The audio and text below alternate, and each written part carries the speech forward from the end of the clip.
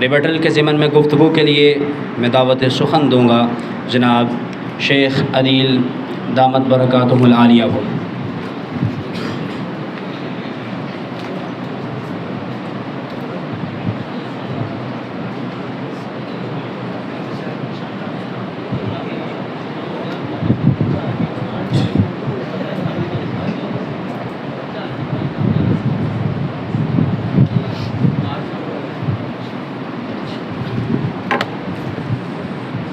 بسم اللہ والصلاۃ والسلام علی رسول اللہ اما بعد۔ جیسا کہ میں نے آپ کے سامنے پہلے یہ بات رکھی کہ استاد محترم کی روش پر عمل وہ جاری رہتا ہے، تو اسی طرح ایک غلط بیانی کر کے عوام کو گمراہ کیا کہ حضرت عائشہ رضی اللہ تعالیٰ عنہ کے حوالے سے یہ بات کتاب میں موجود ہے کہ جو غلطیاں تھیں، اب غلطیوں والی بات یہاں پر کہاں ہے، اور جبکہ جو صفحہ پڑھا اس صفحے پر اوپر لکھا ہوا ہے، انہوں نے نشان زدہ نہیں کیا تھا، ہم نے اس کو نشان زدہ کر دیا تاکہ آئندہ دوبارہ اگر اس مناظرے پر بھی اعتبار نہ ہو، کوئی اور مناظرہ کریں تو وہاں یہ کم از کم غلط بیانی نہ کریں۔ تو لکھا ہے منسوخ کی تیسری قسم وہ ہے، منسوخ کی تیسری قسم، تو منسوخ آیات جس کو قرآن مجید میں سے نسخ کر دیا گیا، منسوخ کر دیا گیا، اور منسوخ یہ اللہ تعالیٰ کی مرضی سے ہوتا ہے، انسانی منشا سے نہیں ہوتا، اور اس حوالے سے روایات ہیں تو وہ ایک روایت کو اس میں سے اپنے لحاظ سے سوچ کے کہ میں یہ روایت سامنے رکھ کے یہ بات کر دوں گا اور ان کو پتہ نہیں چلے گا۔ یہ آپ اس کو دیکھیں، انہوں نے اس کے علاوہ جو باتیں آپ کے سامنے رکھی ہیں، انہوں نے کہا کتابی شکل میں جو پیغمبر اسلام کے زمانے میں موجود نہیں تھا، میں نے اس پر ان کو کہا کہ پیغمبر اسلام کے زمانے میں لکھا گیا اور آپ نے حکم دیا کہ قرآن مجید کو لکھو، لا تکتبوا عنی، قرآن مجید کو مجھ سے جب لکھو تو اس کے علاوہ کچھ نہ لکھو، قرآن مجید کو لکھو۔ اور جب قرآن مجید کو لکھنا پیغمبر علیہ الصلوۃ والسلام کی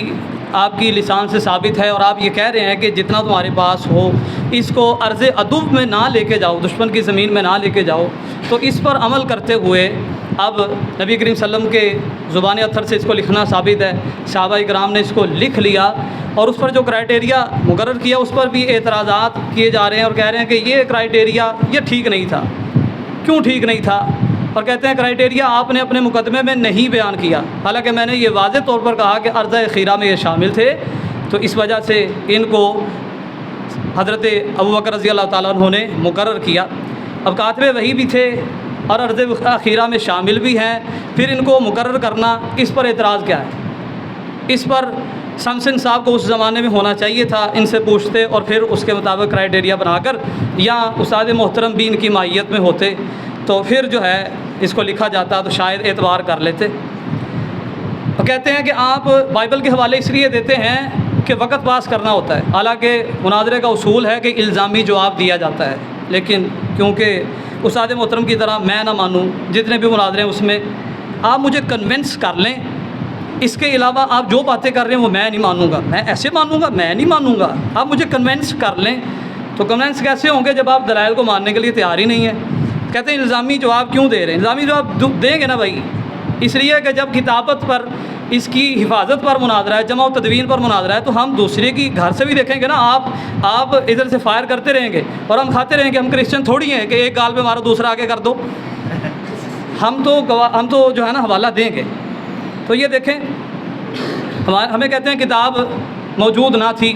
تو ہم تو یہ دعویٰ رکھتے ہیں کہ کتاب جمع بعد میں ہوئی، لیکن لکھا اس کو پیغمبر علیہ السلام کے زمانے میں گیا،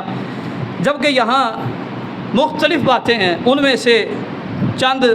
ان کے گھر سے سنہری جو باتیں ہیں وہ یہ ہیں۔ انجیل کا حوالہ مرکز کی انجیل ہے، 8:35 ہے، اور اس میں یہ بات موجود ہے کہ جو میری اور انجیل کی خاطر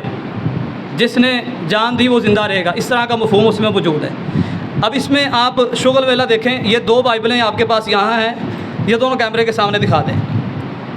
یہ والی بائبل ہے، اس میں لکھا ہے میری اور انجیل کی خاطر، اور اس میں ہے میری اور اللہ کی خاطر۔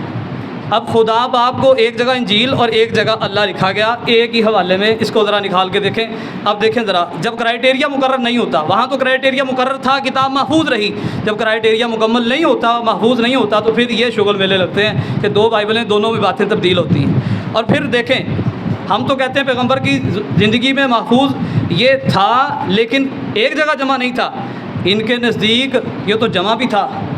ان کے نزدیک تو یہ حوالہ جو ہے مرقس کا حوالہ، اس میں یہ بات آ رہی ہے میری اور انجیل کی خاطر۔ اس کا مطلب ہے کہ انجیل اس وقت موجود تھی تو مسیح نے کہا میری اور انجیل کی خاطر، لیکن کیونکہ انجیل اور تورات کے بارے میں بھی یہ بات موجود ہے کہ تورات کئی دفعہ گم ہوئی، تو یہ کتابیں گم ہوتی رہی ہیں، تو اس لیے جو کتاب ان کے ہاں تھی وہ ان کے پاس موجود نہیں ہے۔ ہمارے اوپر اعتراض کر رہے تھے کہ پیغمبر علیہ الصلوۃ والسلام کے زمانے کا قرآن کہاں ہے؟ وہ قرآن جب موجود نہیں تو اب حفاظت کی ذمہ داری کیسے کہہ سکتے ہیں محفوظ ہے؟ اور اپنی بائبل کو محفوظ مانتے ہیں، یہاں لکھا ہے میری اور انجیل کی خاطر، جو جس نے قربانی دی وہ زندہ رہا۔ اس کا مطلب کیا ہے کہ انجیل موجود تھی، تو آپ تو اس کی حفاظت نہ کر سکے جو موجود تھی،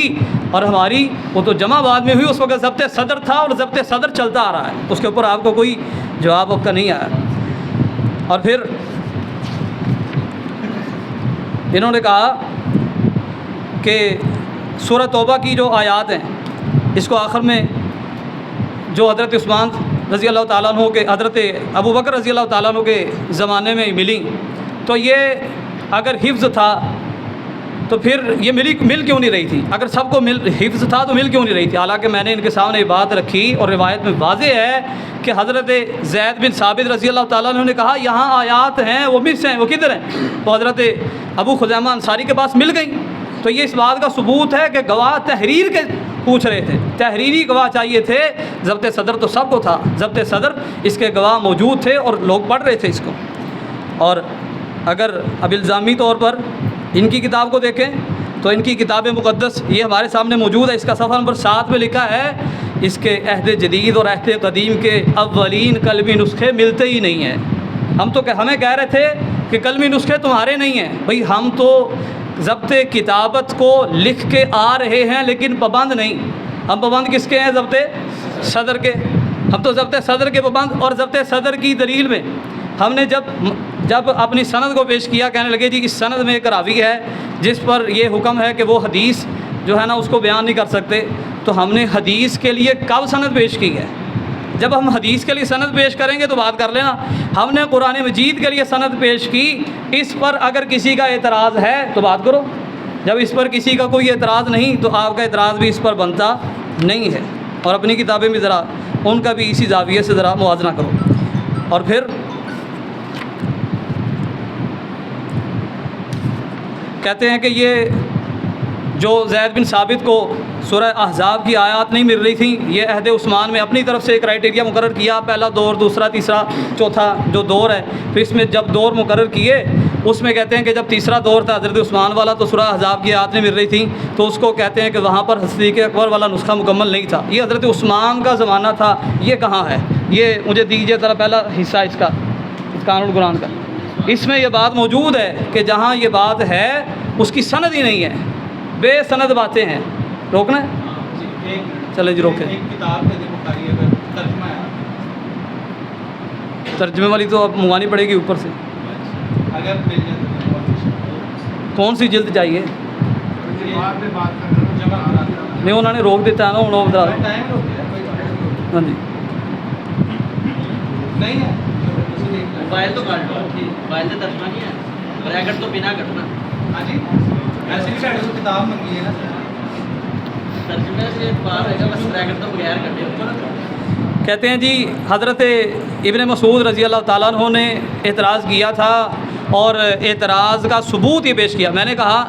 صحابہ کرام رضوان اللہ مجمعین میں سے کسی کا اعتراض دکھا دو مصحف عثمانی پر یا مصحف صدیق پر، تو کہنے لگے اعتراض کا ثبوت یہ ہے کہ ابن مسعود رضی اللہ تعالیٰ عنہ نے قرآن چھپا لیا تھا، یہ قرآن چھپا لیا تھا حضرت ابن مسعود نے، یہ اس بات کا ثبوت ہے کہ وہ ان کو اعتراض تھا۔ جبکہ جو میں نے سند آپ کے سامنے رکھی اس سند میں جو میں قرآن مجید پڑھتا ہوں میرے استاد ابن مسعود ہیں، اور ابن مسعود یہ قرآن مجید کو پڑھتے آ رہے تھے اور انہوں نے تسلیم کیا تھا، مصحف عثمانی کو تسلیم کیا۔ اب مصحف عثمانی کو تسلیم نہیں کیا، اس کا ثبوت کہاں ہے؟ کہتے ہیں وہ انہوں نے اپنا قرآن مجید نہیں دیا تھا، یہ ثبوت ہے کہ ان کو اعتراض تھا، حالانکہ روایت کے اندر موجود ہے کہ انہوں نے اس کو اس لیے الگ کر لیا تھا کہ کل قیامت کو اللہ کے سامنے اس کو پیش کیا جائے گا، روایت میں الفاظ موجود ہیں۔ انہوں نے یہ ایک الگ نیکی سمجھتے ہوئے اس کو الگ کیا، لیکن جو مصحف حضرت عثمان رضی اللہ تعالیٰ عنہ کی طرف سے جاری ہوا اپنے شاگردوں کو وہی پڑھایا، اور اس کا ثبوت کیا ہے کہ ضبط صدر کی جو ہماری دلیل ہے، جو سند ہے، اس میں وہ حضرت ابن مسعود بھی آ رہے ہیں۔ اس کا مطلب کہ مصحف عثمانی والا جو قرآن ہے اس کو انہوں نے تسلیم کیا ہوا تھا۔ اور اسی طرح کہتے ہیں کہ جی اعراب لگوائے ہیں حجاج بن یوسف نے، تو اعراب لگوا کے بھی تبدیلی ہو گئی۔ پوری دنیا میں عربی کا کوئی لفظ بغیر اعراب کے پڑھا جاتا ہو وہ آپ بتا دیں، پوری دنیا میں اگر حجاج بن یوسف کے اعراب لگوانے سے یہ کہا جائے کہ اس میں تبدیلی ہوئی، کوئی لفظ، ایک لفظ عربی کا جو بغیر اعراب کے پڑھا جاتا ہے وہ دکھا دیں۔ اور قرآن مجید کو جب اس کے اوپر اعراب نہیں لگے تھے تب بھی اعراب سے پڑھا جاتا تھا، اس کی ایک گارنٹی تو آپ سب ہیں، یہ جتنے مرضی مدرسوں پہ چکر لگا لیں، یہاں حدیث کی کتابیں بغیر اعراب کے چلتی ہیں اور بچے پڑھتے ہیں۔ اور یہ قرآن مجید ہمیں پتہ تھا انہوں نے بات کرنی ہے۔ ہم نے اس مناظرے کی ابتدا میں جس قرآن مجید سے تلاوت کروائی قاری صاحب سے، انہوں نے جس قرآن مجید سے پڑھا اس کے اوپر اعراب نہیں ہے، اور یہ وہی کلمی نسخے ہیں جو پہلے سے تاشقند کی لائبریری میں پڑے ہوئے ہیں، اور وہاں سے ہی قاری صاحب نے قرآن مجید پڑھا۔ کسی حافظ کا اس کو ویڈیو کو ریکارڈ کریں اور دنیا کے کسی حافظ سے آپ انکار کروائیں کہ یہ قرآن مجید وہ نہیں ہے جو میرے پاس ہے۔ آپ کہتے ہیں افریقہ میں فرق ہے، یہ ویڈیو افریقہ میں لے جانا اور ان کو کہنا کہ یار ذرا اس میں اعتراض تو کر کے دکھاؤ، پاکستان میں تو مجھے نہیں ملا۔ اور جب کہ اپنا حال یہ ہے، اپنا حال حجاج بن یوسف پر اعتراض کے اعراب لگانے پر اپنا حال یہ ہے کہ عہد نامہ جو نیا ہے لکھا ہوا ہے ان کی کتاب موتت بھی کلام مقدس صفحہ نمبر 165 پہ کہ سوائے مکاشفہ کے، جو ان کی کتاب ہے، سوائے مکاشفہ کے نئے عہد نامے میں کہیں کوئی اشارہ نہیں ملتا کہ مصنفین کو یقین تھا کہ جو ہم لکھ رہے ہیں وہ مقدس صحائف کا حصہ بن جائے گا۔ کیسا زبردست معیار ہے۔ اور کہتے ہیں آج کے دور میں صحابہ کا نسخہ وہ آپ ہمیں دکھا دیں، آج کے دور میں صحابہ کا نسخہ۔ ہم ضبط صدر کے قائل ہیں اور ضبط صدر کے فاعل ہیں، ضبط صدر کے پابند ہیں۔ آج تک ضبط صدر ہمارا اس بات پر گواہ ہے کہ جو ضبط کتاب ہے یہ وہی ہے جو حضرت عثمان والی تھی۔ اور پھر دیکھیں میں نے ان کے سامنے تسلسل یہ بات رکھی، تسلسل کے ساتھ نبی کریم صلی اللہ علیہ وسلم نے اس کو لکھوایا۔ جب صحابہ نے اس کو بعد میں حضرت بکر رضی اللہ تعالیٰ عنہ نے جمع کیا تو جمع کہاں سے کیا تھا؟ جو حضرت رسول اللہ صلی اللہ علیہ وسلم نے لکھوایا تھا وہاں سے۔ جب وہ وہاں سے جمع شدہ اس میں آ گیا، اب یہ اعتراض بنتا ہی نہیں ہے کہ رسول اللہ صلی اللہ علیہ وسلم والا یہ نہیں ہے، اس لیے کہ رسول اللہ صلی اللہ علیہ وسلم والا ہی تو حضرت زید بن ثابت نے لکھا اور گواہیاں لے لے کر لکھا، اس کا مطلب وہ رسول اللہ صلی اللہ علیہ وسلم والا تھا۔ اور پھر اس کو رکھ دیا گیا۔ حضرت عثمان رضی اللہ تعالیٰ عنہ کو زمانہ آیا، حضرت عثمان نے اس کو منگوایا۔ صحیح بخاری اور جامع ترمذی میں الفاظ موجود ہیں کہ اس کی کاپیاں کروائی گئیں اور اس کی کاپیاں کروا کے لوگوں میں اس کو تقسیم کیا گیا، اسی مصحف کی۔ اور یہ کہتے ہیں کہ اس پر اعتراض تھا، اس کا میں نے ان کے سامنے اعتراض رکھا ہے، اس کا جواب دیں کہ یہ دور عہد عثمان کا تھا جس میں سورہ احزاب کی آیات نہیں مل رہی تھی، اس کا کوئی ثبوت نہیں۔ اور اسی طرح الاتقان جہاں سے پڑھ رہے ہیں وہاں لکھا ہے کہ اس کی سند موجود، حافظ ابن حجر کہتے ہیں اس کی سند موجود نہیں۔ اس کا مطلب کہ وہ رسول اللہ صلی اللہ علیہ وسلم کا لکھوایا ہوا، حضرت زید بن ثابت کا جمع کیا ہوا، حضرت عثمان کے زمانے میں پہنچا، وہ وہی قرآن تھا، اور اس کی کاپیاں جب ہو گئیں، کاپیاں ہونے کے بعد نشر ہو گیا۔ اب نشر ہونے کے بعد ہمیں یقین ہے یہ وہی قرآن ہے جو رسول اللہ صلی اللہ علیہ وسلم نے اپنے سامنے لکھوایا تھا۔ یہ ہے ہمارے پاس گواہیاں۔ اور خود اپنی کتاب سے، جیسے میں نے ان کو پہلے کہا، یہ صفحہ نمبر 7 ہے کتاب مقدس کا، کہتے ہیں کہ قلمی نسخے ہمیں ملتے ہی نہیں۔ اور اسی طرح تواریخ 2 میں باب اس کا 34 ہے، اس کا فقرہ نمبر 14 تا 22 ہے، اس میں لکھا ہوا ہے تورات کئی دفعہ گم ہوئی، تورات کئی دفعہ گم ہوئی۔ اور پھر شغل میلہ یہ ہے، تورات گم ہونے کے بعد جب ملی تو اس میں موسیٰ کی وفات کا چیپٹر نمبر 34 بھی شامل تھا۔ موسیٰ علیہ السلام اپنی زندگی میں اپنی وفات بھی لکھ کر گئے۔ یہ شغل میلہ آپ کو ان سے مل گیا۔ اسی طرح انہوں نے کہا جی قرآن مجید جو ہے جلد سینوں سے نکل جاتا ہے، تو یہ تو اس کی حفاظت کی ذمہ داری والا معاملہ نہ رہا۔ حالانکہ میں نے ان کے سامنے یہ بات رکھی، رسول صلی اللہ علیہ وسلم نے حدیث ارشاد فرمائی کہ صاحب قرآن یہ صاحب اونٹ کی طرح ہے، جس طرح اس نے اس کی مہار تھامی ہوئی، جب تک اس کو پڑھتا رہے گا یہ کہیں نہیں بھاگے گا، یاد رہے گا، حتیٰ کہ اونٹ بچے کے ہاتھ میں پکڑا دیا جائے اونٹ نہیں بھاگتا۔ یہاں 450 بچے اس بات کا واضح اور بیان ثبوت ہے۔ لیکن میں نہ مانوں کیونکہ میں نے گھر میں کہا تھا، میں نہیں مانوں گا کہ کوا کالا تھا، میں یہی کہوں گا کوا سفید تھا۔ حضرت عمر رضی اللہ تعالیٰ عنہ نے کہا، یہاں پر میرا ان کو چیلنج ہے، ویڈیو سنیں، انہوں نے کہا، حضرت عمر رضی اللہ تعالیٰ عنہ نے کہا مجھے اس بات کا خدشہ ہے قوم کہے گی کہ قرآن مجید میں تحریف کر دیا ہے رجم شامل کر کے۔ حضرت عمر رضی اللہ تعالیٰ عنہ نے یہ بات کہی ہو، مجھے اس کا ثبوت دے دیں کہ تحریف کر دی ہے۔ انہوں نے کہا تھا امت نے اس میں، حضرت امت کہے گی حضرت عمر نے اس میں شامل کر دیا، یہ بات تحریف کی بات نہیں، اس میں شامل کر دیا، میں اس ڈر سے نہیں لکھوا رہا۔ اور خلیفہ وقت بھی اگر قرآن مجید میں اپنی مرضی کرنے سے ڈرے، اس کا مطلب ہے وہ کتاب محفوظ ہوتی ہے کہ حاکم وقت بھی اپنی مرضی اس میں کر سکتا نہیں ہے۔ صحابہ کرام موجود ہیں اور رسول صلی اللہ علیہ وسلم کا لکھا ہوا ان کو پتہ ہے، اس لیے وہ آیت رجم نہیں لکھنے دیں گے۔ اور پھر وہاں یہ بات موجود ہے، آیت رجم جہاں انہوں نے کہا لکھنے کا، کہتے ہیں میں اس لیے لکھوانا چاہتا ہوں کہ لوگ اس کو نہ لکھنے کی وجہ سے رجم کے حکم کا انکار کر دیں گے، رجم کا حکم باقی رہے، میں اس لیے چاہتا ہوں اس کو قرآن میں لکھ دیا جائے تاکہ لوگ بعد میں بھولیں نہ۔ اور پھر انہوں نے کہا الاذکان کے اندر لکھا ہوا ہے کہ حضرت عمر رضی اللہ تعالیٰ عنہ کو دوسرا گواہ نہیں ملا تھا، اس میں لکھا ہے لیث بن سعد اس سند کے راوی ہیں، اور لیث بن سعد مصر میں تھے جو تابعی ہیں، اور ان کے پاس کوئی اس بات کا ثبوت نہیں کہ انہوں نے کس سے سنا، بغیر سنے بغیر دلیل کے انہوں نے یہ بات کہی، وہ انہوں نے پیش کر دی۔ یہ بات ثابت نہیں ہے روایت سے کہ حضرت عمر رضی اللہ تعالیٰ عنہ نے اس لیے جو ہے وہ اس کو حضرت عمر رضی اللہ تعالیٰ عنہ کی آیت، بلکہ آیت رجم اور دوسری آیت جو حضرت عمر کی انہوں نے اس سے پیش کی کہ حضرت عمر رضی اللہ تعالیٰ عنہ نے کہا کہ انا للہ و انا الیہ راجعون، کہ حافظ کے شہید ہونے سے آیت فلاں جو ہے وہ ہم سے جاتی رہی، وہ اسی جگہ پر نیچے لکھا ہوا ہے، روایت منقطع ہے، اس کی سند متصل نہیں،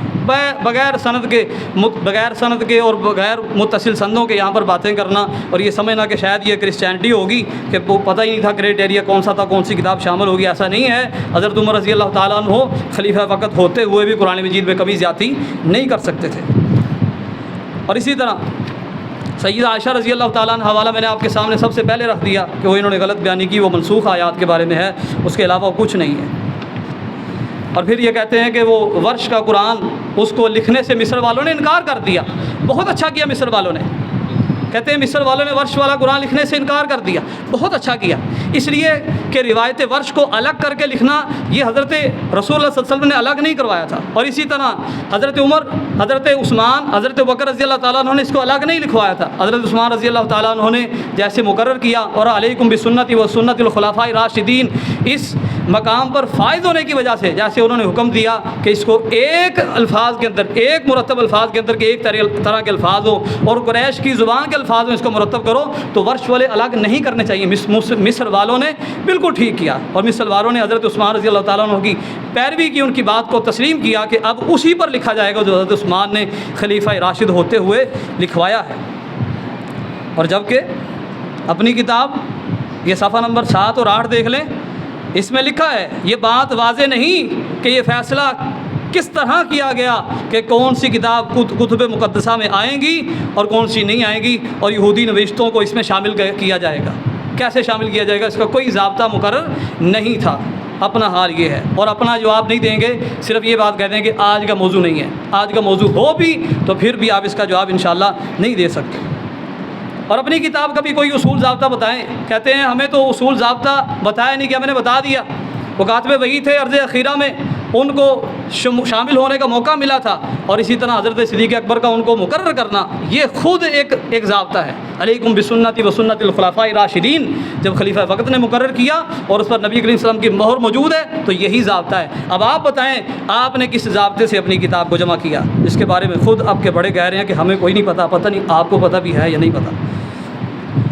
اسی طرح کہتے ہیں جی تدوین کے متعلق روایات کا اختلاف اس کے غیر یقینی ہونے پر دلالت کرتا ہے۔ بھی روایات کا اختلاف، جن روایات کی سند ہی نہ ملتی ہوں ان کو آپ اختلاف بنا کر پیش کریں، یہ کیا بات ہوئی؟ آپ قرآن مجید لے کے آئیں، دنیا کا کوئی قرآن لے کے آئیں جس میں اور ہمارے قرآن میں کوئی فرق ہو، ہمارا قاری ہمارا آج کا پڑھا ہوا قرآن اس کو لے کے جائیں اور دنیا کا کوئی قرآن لے کے آئیں، اس پہ فرق دکھائیں، ہم آپ کی بات کو تسلیم کرنے کے لیے تیار ہیں۔ جبکہ اپنا حال یہ ہے کہ اپنی کتابوں میں صفحہ نمبر 12 پہ لکھا ہے، یقین سے نہیں کہا جا سکتا کہ یہودی نوشتوں میں شامل کرنے کے لیے پرانے عہد کی کن کتابوں کو کیسے منتخب کر لیا گیا اور منظوری مل گئی۔ اسی طرح کہتے ہیں جنگ یمامہ میں جو شہداء جو شہید ہوئے تو ان کی وجہ سے قرآن مجید کی آیات کو ضائع ہونا اس کا امکان ہے، یہ امکان کی میں نے آپ کے سامنے دلیل رکھ دی کہ یہ امکان کوئی نہیں ہے، وہ روایت منقطع روایت ہے۔ اور جب کہ انہوں نے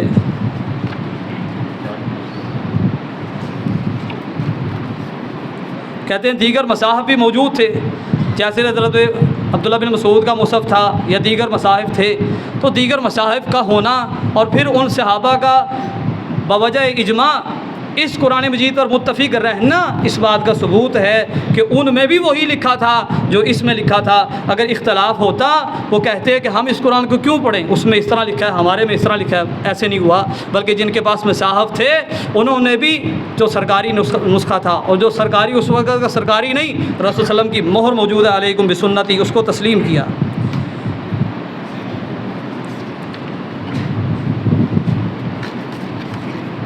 کہتے ہیں حدیث کرداس، اس میں اس بات کا امکان موجود ہے کہ اگر کچھ لکھوایا جاتا، جیسے استاد محترم ان کے فرما رہے تھے، ہو سکتا ہے ہمارے لیے اس میں کچھ خیر ہوتی، اس میں جو ہے اس کو دیکھنا ہی نہیں ہے۔